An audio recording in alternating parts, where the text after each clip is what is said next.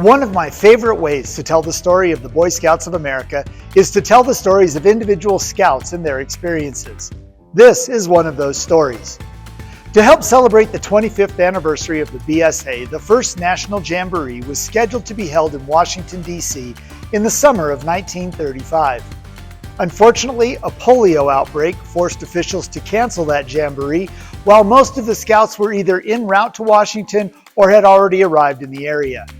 2 years later, in 1937, the event was reconvened and became the first of a legacy of National Jamborees to be held around the country to help celebrate and promote scouting in a very public environment.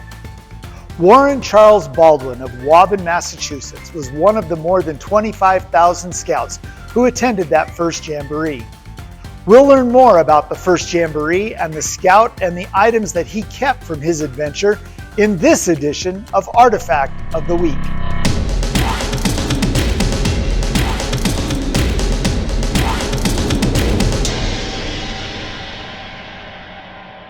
It was August 1935. As many as 35,000 scouts and scouters were preparing to make their way to Washington, D.C. for the first National Jamboree. Chief Scout Executive James E. West proposed the location in honor of President Franklin Delano Roosevelt, agreeing to be the honorary president of the BSA when he was elected President of the United States in 1932. Then a polio epidemic hit northeastern Virginia. The United States Surgeon General felt bringing all of these scouts to the capital was an issue. The commissioners of the District of Columbia agreed, and in consultation with the Chief Scout Executive and the President of the United States, canceled the Jamboree for health and safety reasons. President Roosevelt personally informed the public in a national radio broadcast. Fellow Scouts, for more than a year, I had been looking forward to taking part in a great National Scout Jamboree to be held here in Washington. But the best laid plans sometimes go awry. A splendid program and a wonderful camp had been prepared for the reception of 30,000 Boy Scouts and Scouters in the national capital. You were coming here from every point of the compass. And in addition to the American Scouts, our brother Scouts from 27 other nations had accepted invitations to send delegations.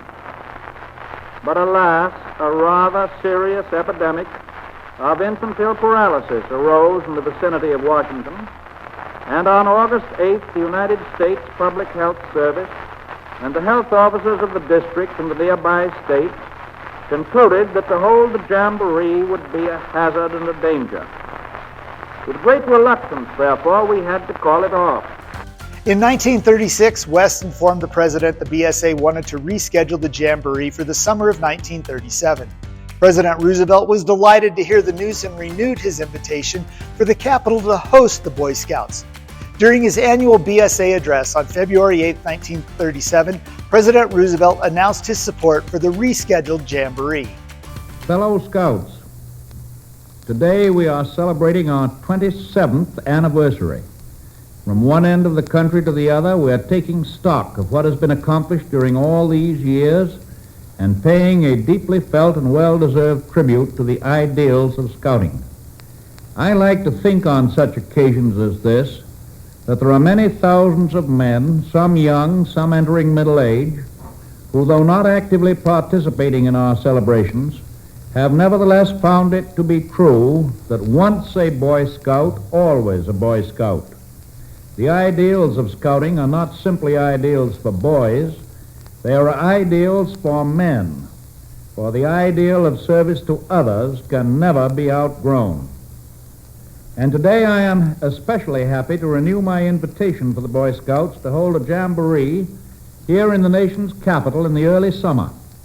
We were all of us greatly disappointed because the Jamboree to which I had invited the Boy Scouts in 1935 had to be canceled.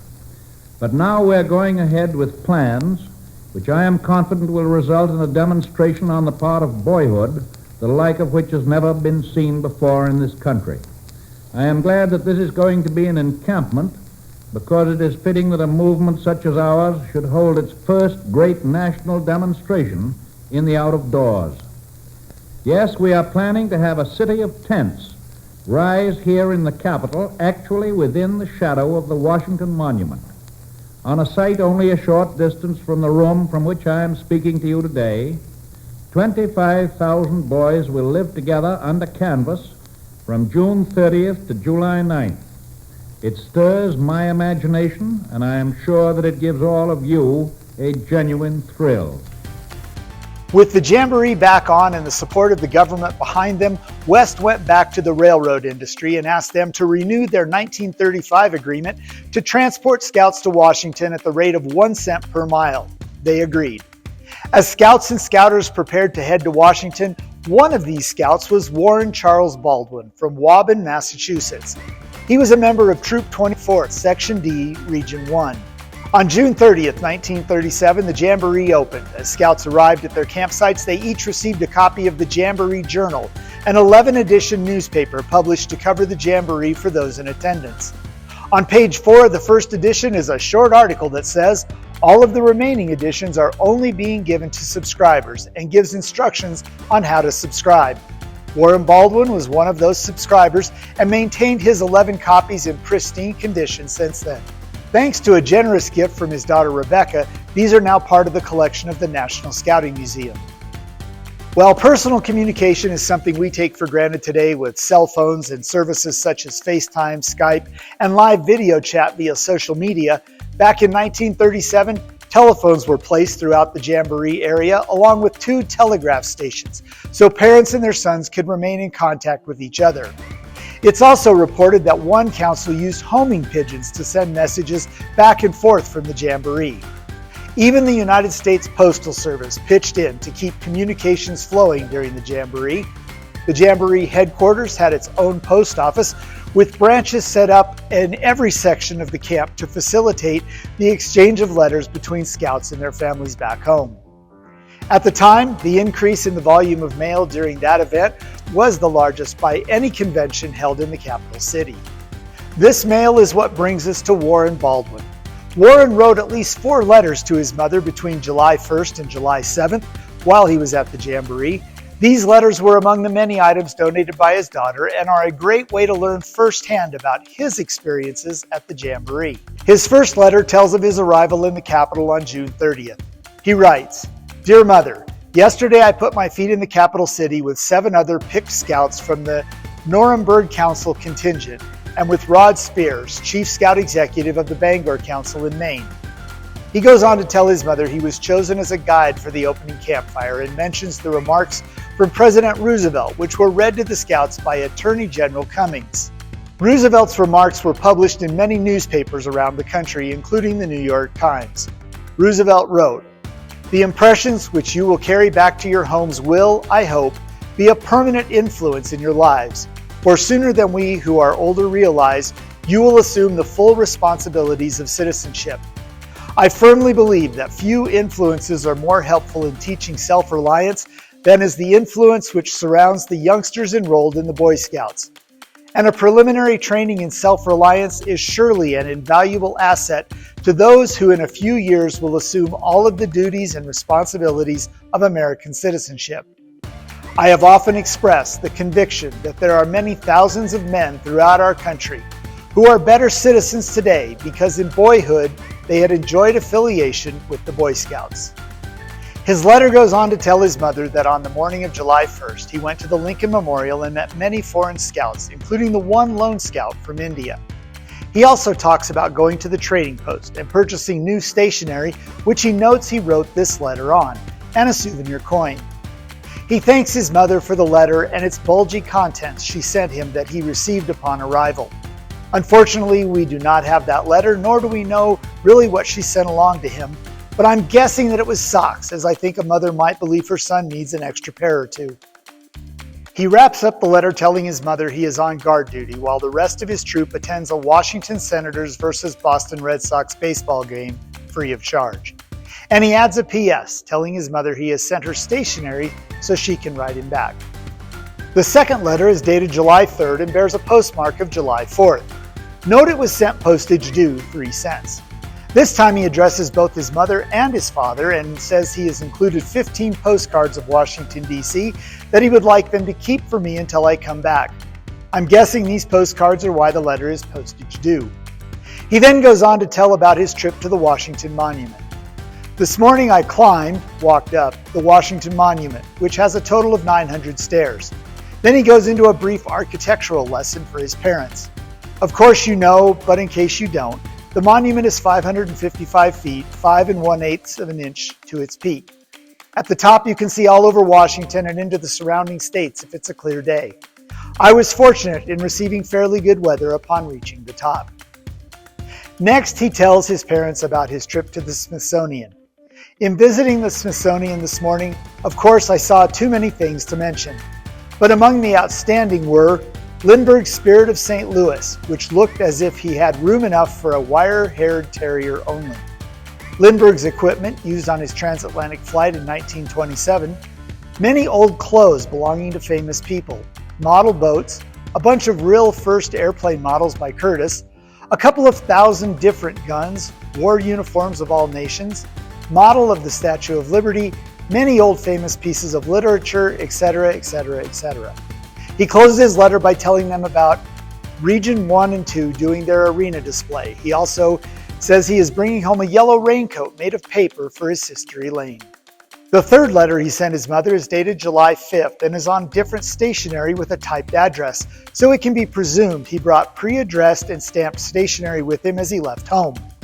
The letter is again addressed to just his mother and starts playfully with him telling his mother, "I spent about 3/4 of an hour decoding it, but it was great fun, I assure you."